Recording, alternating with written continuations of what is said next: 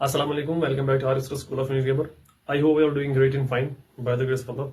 As you know that मैंने कल जो टॉपिक स्टार्ट किया था that was सेंटेंस के types on the base of structure, और मैंने बोला था हम इनको लिंक करेंगे. कल मैंने कुछ वर्ड्स मैंने यूज किए थे, लाइक कोऑर्डिनेट मैंने बोला था, like this, and subordinate clause मैंने बोला था. तो आज उसी पे मैंने एक टॉपिक लाया है, टाइप्स ऑफ क्लॉजेस. इनको हम डिस्कस करेंगे. छोटा सा टॉपिक है, लेकिन इसके बाद जो आने वाला टॉपिक है that's very important, that's very very important for the students and for the JKSP aspirants also, क्योंकि इसमें से क्वेश्चन पूछे जाते हैं और बड़ा कंफ्यूजन सा रहता है. ठीक है, आज इसको हम डिस्कस करेंगे. जो मैंने टॉपिक लिखा है यहाँ पे आपको नजर आ रहा होगा बिहाइंड मी.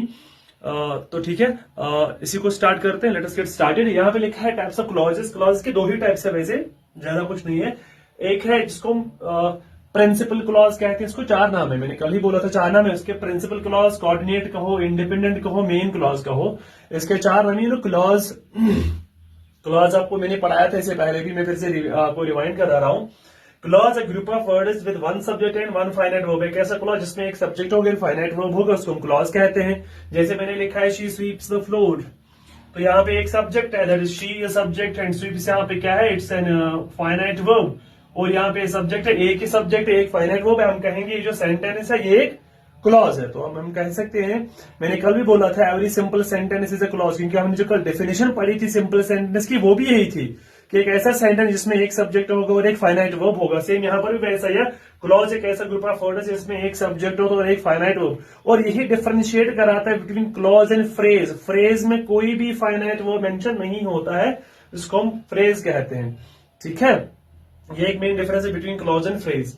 तो वही है, एक सब्जेक्ट है, एक ही सब्जेक्ट, एक फाइनाइट वर्ब है, और इसको कहते हैं क्लॉज. तो वही लिखा मैंने, एक clause that does not depend on any other clause for its meaning. एक ऐसा क्लॉज है, प्रिंसिपल क्लॉज, जो किसी और एक क्लॉज पे डिपेंड नहीं करता है अपनी मीनिंग के लिए. इट स्टैंड्स अलोन, बिल्कुल इंडिपेंडेंटली स्टैंड करता है, अलोन स्टैंड करता है, किसी और ग्रुप ऑफ वर्ड्स पे डिपेंड नहीं करता है. हम उसको कहते हैं प्रिंसिपल क्लॉज कहो, इंडिपेंडेंट क्लॉज कहो, या मेन क्लॉज. जैसे आई नो द बॉय, मैं लड़के को जानता हूं.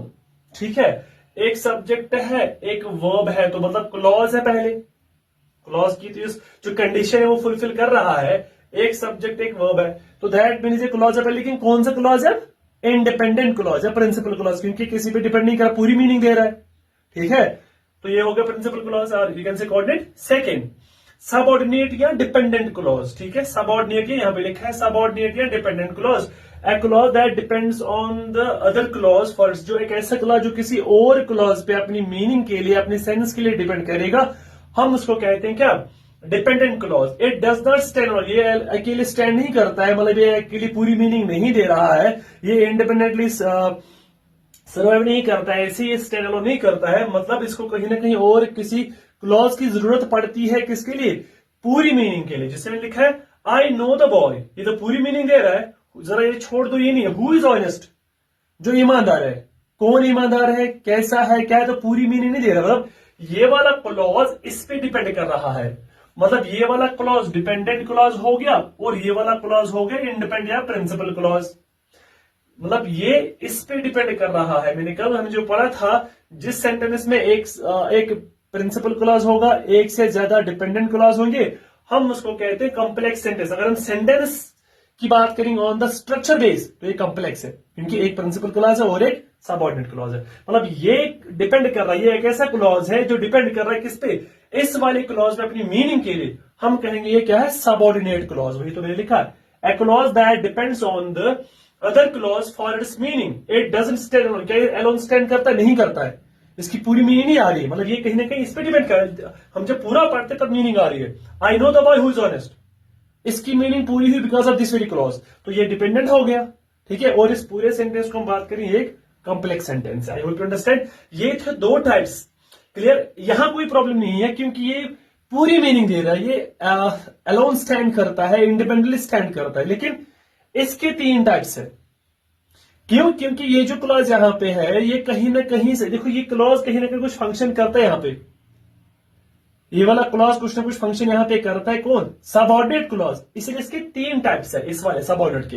वो हम इंशाल्लाह कल डिस्कस करेंगे उस कल वाले इंशाल्लाह लेक्चर में. इसमें एक हमारा आता है noun clause, adjective clause and adverbial clause. ये 3 क्लॉज है, इसके टाइप्स है, इसके कोई नहीं है।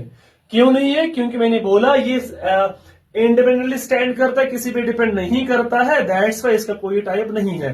टाइप्स इसके बनते हैं। और वही जेके एसएसबी की एग्जाम में एक टॉपिक क्लॉजेज, ठीक है, वो वहीं से क्वेश्चन पूछते हैं, सेंटेंस देंगे, जैसे ये सेंटेंस दिया, पूछेंगे ये वाला सेंटेंस कौन सा है, क्या ये नाउन क्लॉज है, एडजेक्टिव क्लॉज है, एडवर्ब क्लॉज है। I hope you understand, clear?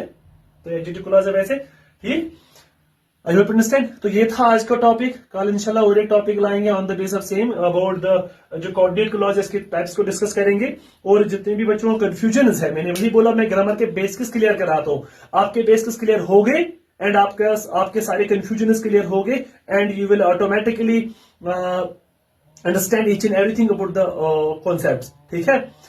Thank you for watching the video, do like share following page as well as my YouTube channel.